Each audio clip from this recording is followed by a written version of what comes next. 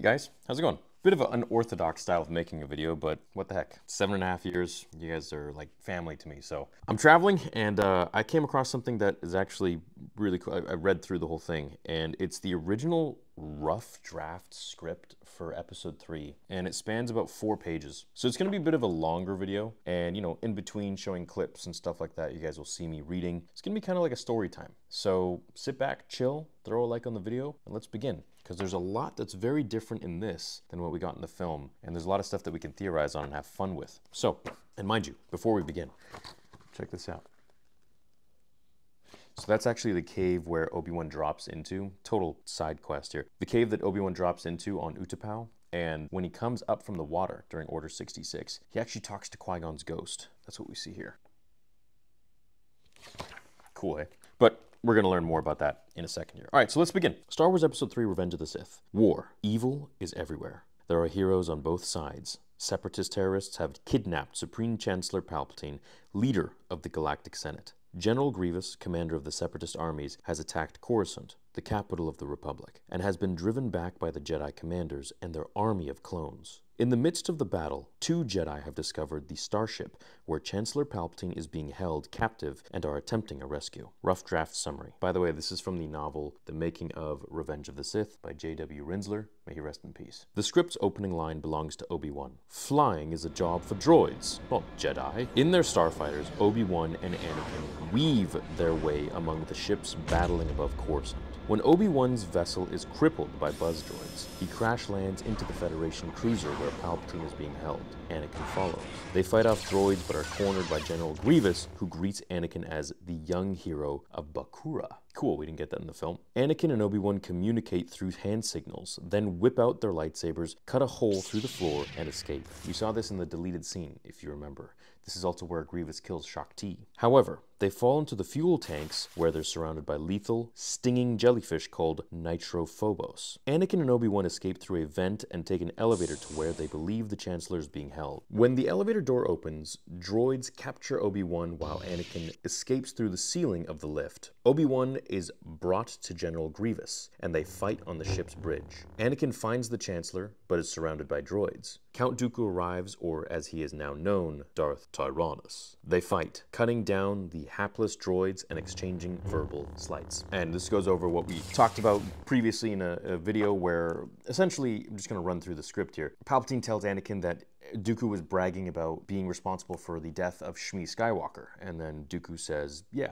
that's true, it was me, there's no escape for you. Anakin cuts off Dooku's hand, Palpatine orders him to kill Tyrannus, and Anakin slices off his head. As the cruiser falls out of orbit, Grievous abandons ship in an escape pod. Anakin and Palpatine join Obi-Wan, and the former succeeds in landing what's left of the broken ship on Coruscant. There, they are met by Bail Organa, Mace Windu, Jar Jar Binks, and other senators. When the main group moves off, Padme appears. She tells Anakin that she is pregnant, and they embrace. So here's where things start to really completely change. And it's interesting that this was the original rough draft of the script. We didn't get a lot of this in the film, so check this out. General Grievous retreats to his sinkhole planet called Utapau. He orders Nute Gunray and the rest of the Separatist Council to Mustafar. He then speaks with Darth Sidious via hologram. Grievous questions his strategy, but Sidious counsels patience. On Coruscant, Anakin is awakened by a nightmare in which Padme is consumed by flames.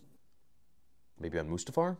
Padme confronts him, but Anakin worries her by stating, "My ability to use the Force is becoming greater than any Jedi. Soon I will control it. Maybe I wasn't destined to become a mere Jedi." That's pretty interesting, that Anakin in this moment would actually question if he's on the right path of becoming a Jedi, which kind of gives more hints as to how disillusioned he feels not only with the Jedi, but with himself, and how he feels like he is so capable of so much more, but the Jedi are just holding him back completely. Which then would help with what Palpatine was talking about and kind of like manipulating him to do, but also harkens back to Ahsoka leaving. I like this line, but it also shows a little too much of him wavering or straying away from the Jedi. So, you let me know. Palpatine announces a reorganization. He would like Anakin to act as a liaison between the Jedi Council and the Chancellor's office. The Council eventually accepts, with Yoda speaking as a hologram. When the meeting is over, Yoda, who is on Kashyyyk, speaks with the spirit of Qui-Gon Jinn. Yoda would like to know how the Jedi will be destroyed, but Qui-Gon can't say because the Force is out of balance. Gee, Qui-Gon, why do you think that happened? I encountered divergence in the Force. 10-year-old Han Solo then joins Yoda. Han Solo, I found a part of a transmitter droid near the East Bay. I think, well, he's 10. I think it's still sending and receiving signals. He's gone through puberty way too early here. Yoda. Good, good. Track this we can. Back to the source. Find General Grievous. We might. Han Solo and Yoda track the signal to Utapau. Yoda informs the Jedi Council, and Mace decides to send Obi-Wan along with thousands of clone troopers to capture General Grievous. On Utapau, Grievous and Obi-Wan fight, droids attack, and clone troopers wade in. Grievous flees on his wheel scooter. Obi-Wan pursues on his lizard. After a breakneck chase, Grievous shoots the lizard from under the Jedi, but Obi-Wan cuts down the general. Obi-Wan informs the Jedi Council of his victory. It's an interesting way of killing Grievous. And they changed it later on as well, of course, as we saw in the film, but even later on in the script, there were a few more revisions I saw. That's interesting. Kind of a lame death. Did you know the Varactyl that Obi-Wan was riding, it was a she, and she actually sensed Order 66 before it happened. And so when they were climbing that cliff and Cody shot upon them, she actually moved her way, like, to save Obi-Wan from the blast. And she sensed it before, so that's, like, pretty cool. And then they fell into the water, right? So Mace Windu goes to see Palpatine to negotiate a peace now that Grievous is dead. Palpatine refuses. When Mace insists that the Senate decide whether or not to halt the war, Palpatine attacks with electric bolts that emanate from his fingers. At Palpatine's urging, Anakin cuts off Mace's sword hand. Mace crumples, the blue rays engulfing his body. Finally, the Jedi leader falls silent. So yeah, like, the other Jedi weren't supposed to be with Mace Windu and Palpatine at the time. They were actually executed during Order 66, and that's in another part of this book here, because it shows, like, Saesee Tiin gets killed, Agen Polar gets killed, Plo Koon, as we know, gets killed during Order 66. Kit Fisto gets killed somewhere else. So I guess that was like a, you know, they changed it to bring them all in there. I kind of wish they brought in more Jedi, just so we could see Palpatine actually, like, just decimate everybody, you know. But at Palpatine's urging, Anakin cuts off Mace's sword hand. Mace crumples, the blue rays engulfing his body. Finally, the Jedi leader falls silent. The tremendous effort needed to generate the sustained lightning has transformed Palpatine's face into the Darth Sidious. With Anakin standing by, he orders the clone troopers to execute Order 66. On Maigito, Ki-Adi-Mundi is killed. Kit Fisto is killed on Saleucami, Plo Koon on Cato Nemoidia, and Aayla Secura on Felucia. Yoda is meditating, and forewarned by the Force, he defeats the troopers sent to assassinate him. On Utapau, Obi-Wan is shot off his lizard and falls hundreds of meters into a sinkhole. He swims underwater and emerges in a hidden cave. 2 seeker drones emerge from the water looking for him. Obi-Wan climbs into a hole and presses against the wall. A quick-moving Nos monster streaks by Obi-Wan, swallows one of the droids, and pursues the other. Obi-Wan makes his way to a landing platform where he commandeers a starfighter. On Coruscant, Palpatine completes his seduction of Anakin, who at first refuses to go over to the dark side until the Chancellor makes a startling confession. Check this out, guys. I have waited all these years for you to fulfill your destiny. I arranged for your conception. I used the power of the Force to will the midichlorians to start the cell divisions that created you. I don't believe you. But you know it's true. When you clear your mind, you will sense the truth. You could almost think of me as your father. That's impossible. Nevertheless, you must decide. Thanks to promises of powers that would save Padme from death, Anakin gives into the temptation. Obi-Wan and Yoda return to Coruscant and the Jedi Temple, where they find a hologram that shows Anakin slaughtering the younglings. In the hologram, Darth Sidious enters and Anakin kneels before him. You are a Jedi no more, Anakin Skywalker. That life is no more. Today you begin your new life as Darth Vader, Lord of the Sith and bringer of peace and justice to the galaxy. Bail Organa arrives and informs Yoda and Obi-Wan that Palpatine has announced the formation of the First Galactic Empire. Obi-Wan wants to go after Anakin, but Yoda counsels patience. Bail and Yoda flee to Polis Massa, while Obi-Wan makes an excuse to join them later. He goes to see Padme and tries to persuade her to tell him where Anakin is, but she refuses. Why would they go to Polis Massa first? That doesn't make sense. Was there some sort of, like, political meeting on Polis Massa I don't know about? And he departs. Padme then boards her ship with Captain Typho and her handmaidens. Oh, crazy. I don't remember that. On Mustafar, Anakin obeys Sidious's orders and slaughters Nute Gunray, Poggle the Lesser, and the rest of the Separatists. Padme arrives, but her entourage is gunned down by clones. Damn, what? Wait, why are the clones on Mustafar? As they close in on her, Anakin appears and calls them off. She pleads with Anakin, but he says she is either with him or against him. Just then, Obi-Wan reveals himself, having sneaked aboard her ship. Anakin is enraged, and, believing Padme has betrayed him, force chokes her and then throws her against a wall.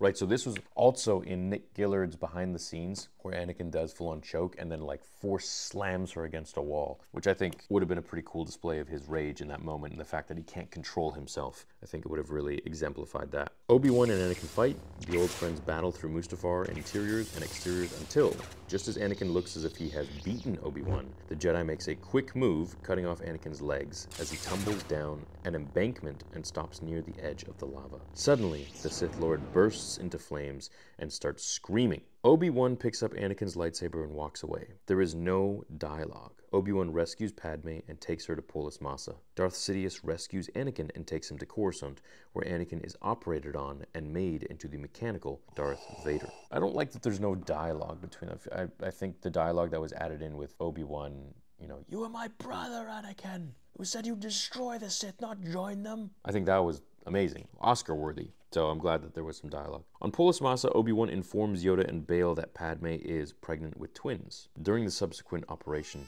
the twins are saved, but Padme dies on the operating table. Yoda tells them to send her body to Naboo. Bail volunteers to care for the girl. Obi-Wan says he knows of a family on Tatooine who will take care of the boy while he watches from afar. Yoda tells Obi-Wan that in his solitude, he has training for him. One who has studied with the ancient order of the Whills, your old master, Qui-Gon Jinn. On Naboo, there is a funeral for Padme. On Dagobah, a pod arrives. Hurtling through the mist after it lands, Yoda emerges.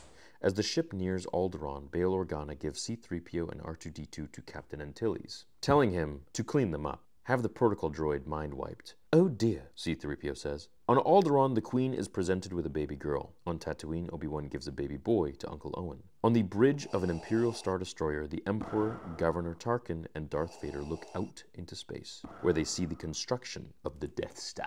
So that's actually the end of the kind of like original rough draft. I guess maybe the first rough draft. Few things I want to go over. Of course, Dooku admitting that he was the one responsible for Shmi's death. That's one thing. The second thing was, Anakin having the dream of Padme engulfed in flames. Could that be on Mustafar, or is that just like a metaphor that, everything's going to burn? But her dying in childbirth, that is a little more specific, which is kind of, akin to Anakin's powers that he can see into the future. Then, of course, there's Anakin playing with the idea that he's no longer, or that he maybe shouldn't be a Jedi. Maybe he needs to be more. And this really fiddles around with, him not even becoming a Sith, but becoming more than both of that. And really just understanding the Force and using the Force to his advantage entirely. I think it also would have played really nicely on Ahsoka's arc and her leaving. But I like what we got in the film. However, these do make you think, and they're kind of cool. As well as Anakin being told by Sidious that basically it's like Palpatine is Anakin's father. I like the fact that it's left kind of to the viewer's perspective and the viewer's theory. I don't really want too many definitive answers in Star Wars. I don't need to know everything, right? Like how Yoda is so mysterious. I love that. I don't need to know everything about the guy. Mystery makes you wonder, right? And when you're wondering, you're captivated. You're in it. You want to know, because you don't know the answer. It's the unknown that leads our mind into seeking answers to questions that maybe we don't even want the answer to, which makes it interesting for storytelling. Leave it up to the reader. I think this is pretty cool. I always felt like, there's so much more that could have been done with Revenge of the Sith, just in terms of like the temple scene and all that stuff, with Order 66. However, what I think is something that really made me think was what I learned just a couple of days ago in that video that I made. And it was in regards to George Lucas having pitched the prequel trilogy to a marketing team, and how he said that they would have probably wanted him to make episode 1 start at episode 3, and then episode 2 and 3 would have then been Darth Vader just hunting Jedi and killing people. We could have gotten a lot of stuff with Inquisitors, if George Lucas wanted to add stuff like that, because that is more of a Disney thing, but we did have Inquisitors sort of before that. So, Galen Merrick could have been literally the storyline. Starkiller, which which I think would have been really, really, really interesting to see, really cool to see. I think that would have sold a lot of movie tickets for sure, you know, and then we get the introduction of Luke and all that stuff. But I always felt like we should have gotten episode 0, episode 1, 2, and 3. And 3 would have been a Star Killer kind of story where we also focus on Vader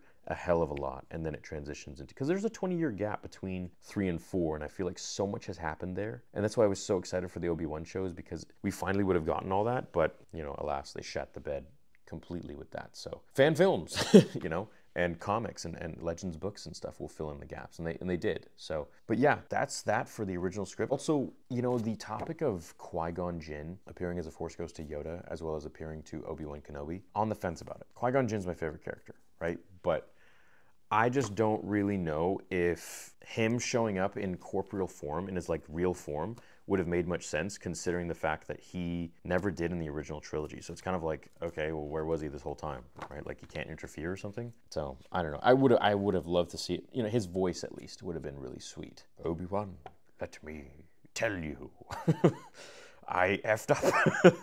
I shouldn't have got that boy. Oh man.